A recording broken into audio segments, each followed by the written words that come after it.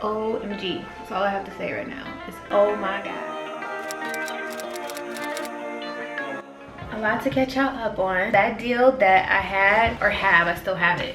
We were waiting on loan docs to come in. They were supposed to come in yesterday. That didn't happen. Now, plan B like a mug. What we're planning on doing, we're going to have an open house this weekend, Saturday and Sunday. I'm having an agent host it for me. They're gonna do the open house and see if we can get more buyers in. I'm gonna purchase an ad for the open house. Hopefully that will get some people in there as well. I have to go through my text messages and let people know that there's gonna be an open house this weekend, because I've been literally getting calls non-stop about this property. It's a pretty cool property. It's in LA, the unincorporated part. There's a golf course not too far from it. Everybody says LA, but when you come to LA, you realize that everybody's LA is different. We got really good traction on it. We had an offer already that I believe was an investor. Once we got them under contract, they asked us for $62,000 credit, and we tried to work with them. We got them down to 30, but that was just still too much in my opinion. Some of the things that they were calling out were cosmetic issues. This is not a brand new house. In LA, there's not really that many new builds. If you're purchasing a house, you know that it's an older house, and if you want to make it look like a newer house, that's going to be up to you to do that. Now, if there's some deferred maintenance on the house, like plumbing, or the air conditioner is not working, or electricity is not working, or something that is like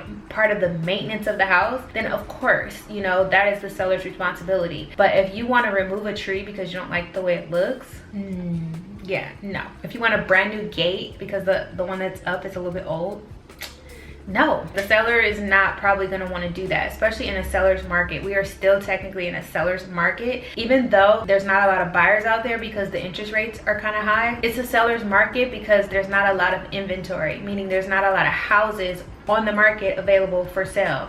So hold on, a call coming in.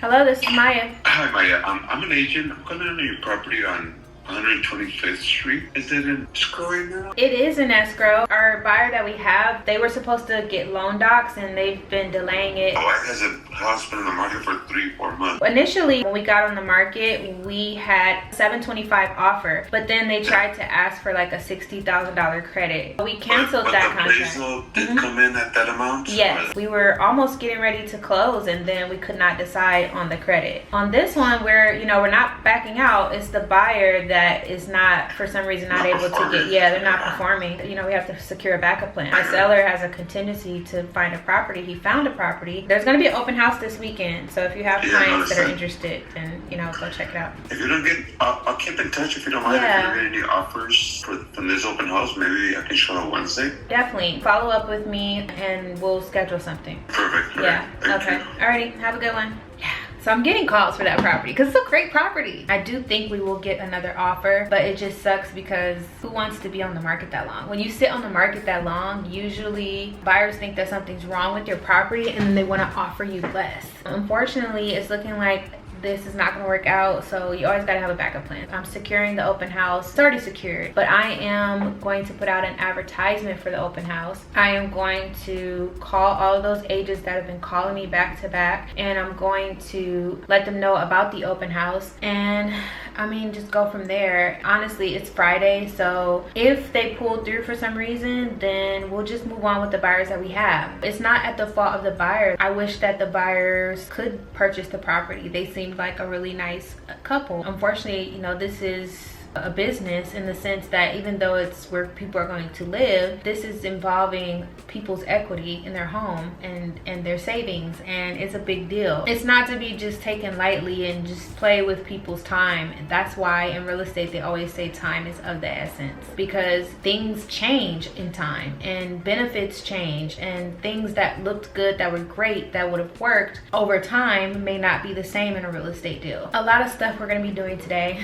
and then I'm going to cold call, of course. I do everything solo. I have a team that I can rely on. I have a loan officer. I also have transaction coordinators that help me. I'm not alone in a sense, but I am a solo agent. But I do have, okay, so my It's like I'm speaking stuff into existence. My transaction coordinator just emailed the other agent and sent them a notice for buyer to perform. So when you send a notice for buyer to perform, but here it is on my phone. It's just like a little doc. Technology is crazy because I don't really have to use my laptop for a lot of stuff. I can sign stuff from my phone using DocuSign. This one is just, we want them to remove all contingencies and to perform and to contractually do what they said they were going to do. She just sent this to the buyer's agent. I clicked received. Received. Oh. Nothing else, sir? Just received? Yeah, so this is kind of a big deal because once you send that, it's like, buddy, you got 2 days. But really, time is up because if they don't produce something today, I'm gonna go with a better offer, hopefully from this weekend open house, and we'll just move forward with that. My seller's gonna have to wait a little bit longer before he can move into his new house, but luckily the other listing agent is willing to work with us and not give our house away to somebody else. Just the ups and downs of real estate. It's crazy. It is like a roller coaster. You have to be strong to be in this business because if you just go from what happens from day to day, you will quit. You won't last. If you just roll with the punches and just learn from everything that you're doing, because there's always something to be learned, even if it's not your fault. There's always something to be learned from the experiences that you have in life, and that's the one thing about real estate. It's a business. It's a crazy business. It's always all over the place, and you kind of just have to meet it where it goes and take control of it as well at the same time, and you do that over time as you get more experienced in what you're doing. Oof. Taking a break. As an agent, if you want deals, you have to prospect. And you're probably wondering why I'm wearing this jacket. I sit in the kitchen when I prospect and it gets kind of chilly in here, even though there's like a heater vent right above me. I found an investor. When I do come across other off-market opportunities, I like to add investors on my list because I send those opportunities out to investors. The triplex opportunity that I have, I sent that out and I got a ton of interest in it, which was great. I wasn't ready to reveal the address yet because right now, I don't know if you've been keeping up with what's going on with realtors and buyers agents, but a lot is changing in the industry, and they just actually ruled, or they're going to rule on something.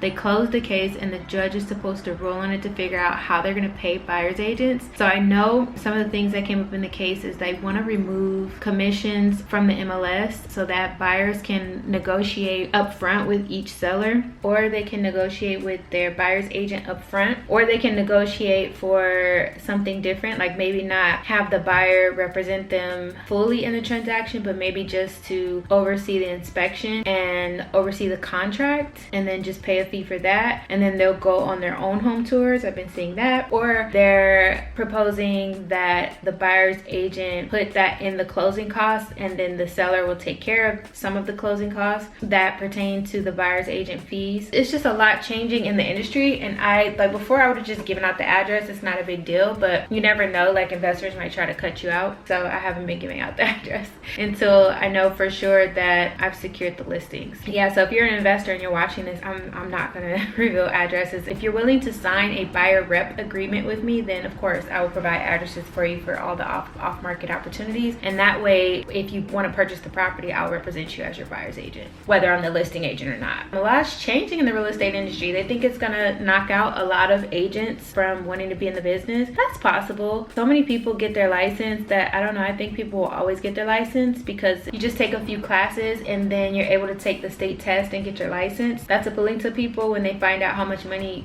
you could potentially make in real estate, so they decide to move forward with it. So I don't think that's going to be an issue. If anything, in order for them to lower the amount of agents, they would have to make it a little bit more stricter to become an agent, and that probably would also help with some of the things that people probably go through. You know, not everybody is a scrupulous person, not everybody is a transparent person. I've been doing this for like 10 years and I've come across so many instances where agents have not been upfront and transparent and have lied about things or kept things from the other side, and then we're finding out about it and it's terrible, and it's nothing we can really do because there's not really any solid laws in place to protect against that. It's kind of like a wild west in real estate. I think that they should reform real estate and how it's done a little bit so that there are a little bit more parameters there to protect consumers, but I don't think it has anything to do with the commissions. If anything, this will probably hurt consumers even more, because